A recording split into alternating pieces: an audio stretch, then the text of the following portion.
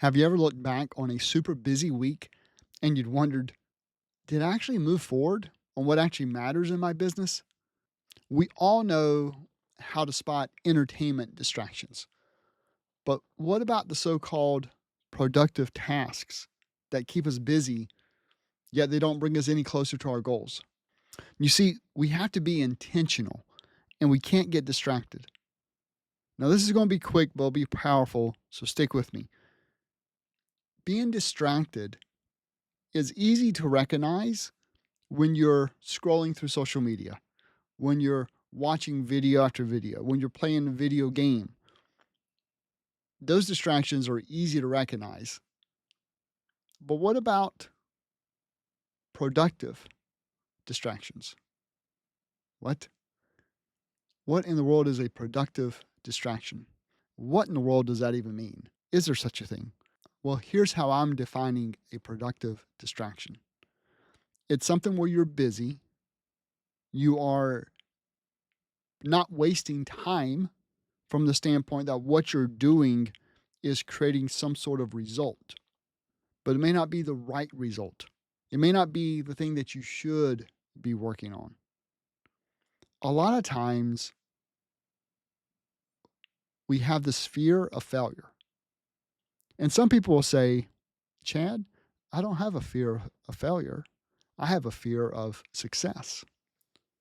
Well, I'm here to say that a fear of failure and a fear of success are the same thing.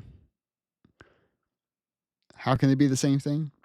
Because a fear of success is just fearing that you won't handle the success. And if you fear that you're not going to handle the success correctly, then that's a fear of failure. You're fearing that you're going to fail to handle the success. So fear of success is just fear of failure. Okay. That's usually why these distractions that seem productive crop up.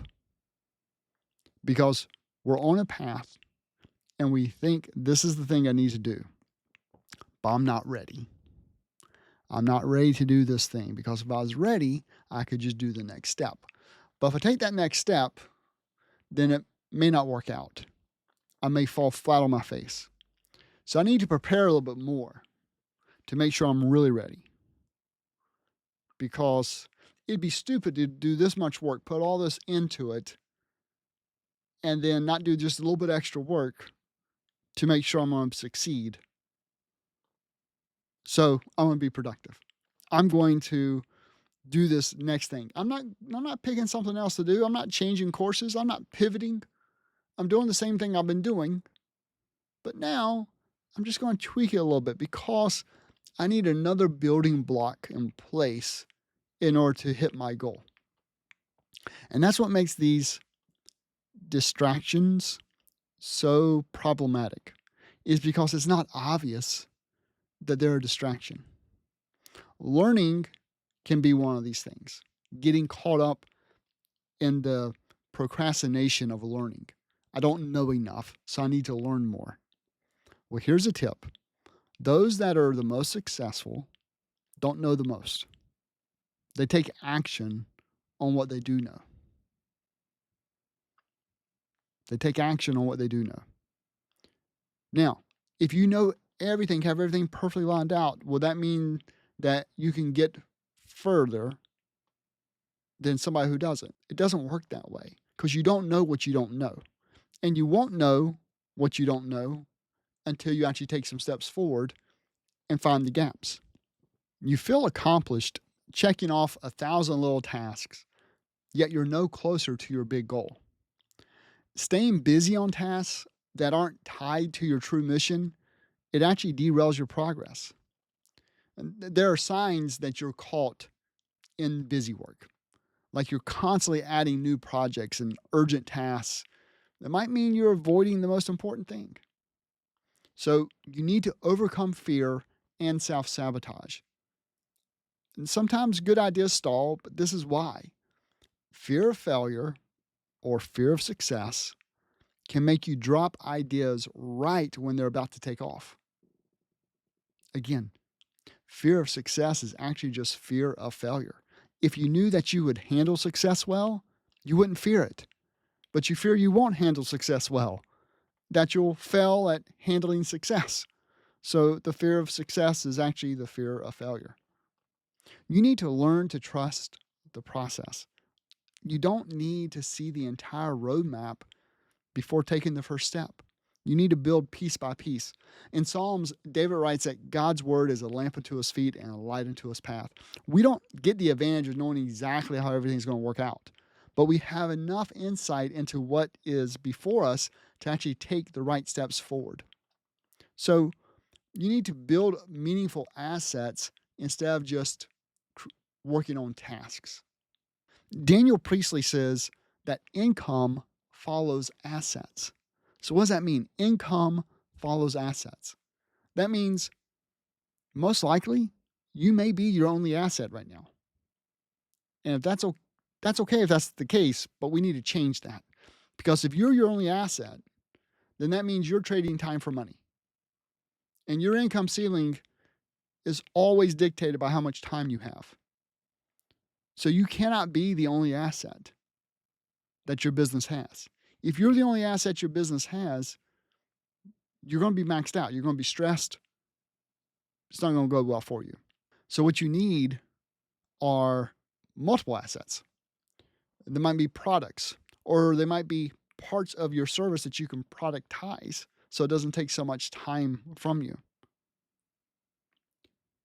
The reason why I want to talk about assets here is because sometimes it's not a distraction if you're taking that time and you're building another asset, as long as the asset is actually getting you closer to your end goal and not further away. The main thing you have to be really honest with yourself is, am I trying to build this asset because this other asset that I was in the middle of building became scary and I'm afraid I'm going to fail? So I need another asset done first before I tackle this big one? If that's the case, I invite you to stop. Finish the asset that you were working on. But now's really a good time to take a step back and confirm that what you're working on actually matters. Is this the thing that's going to move your business forward? If all you're doing is running as fast as you can and hard as you can to service your clients, you probably need to take a step back and figure out, how can I do this smarter? How can I do this in a way that doesn't eat up all my time? How can I actually produce assets? Again, an asset in a non-business term, maybe it's, buying real estate and then you're renting out that real estate. That's an asset because it's producing cash flow. It's producing income every single month as people pay rent, right? That's an asset. An asset might be building an email list, right? It's an asset of people that you can communicate with, help out, and be able to present offers in front of them. That's an asset. An asset may actually be a product that you can sell without using more of your time. The problem with assets is this: they take effort to build, and while you're building that asset, you're not making any income from that asset. And that's the hard truth of it. But once you are able to focus on making the asset, you can then create income from the asset. So the question is, what assets are you actually creating? And are they the right ones? You need to identify which assets truly solve problems for others. Next thing you need to do is actually invest to multiply for impact. So use your resources, that's your money, your time, and your attention, to continually grow the value that you deliver. And you can free up more time for what actually matters.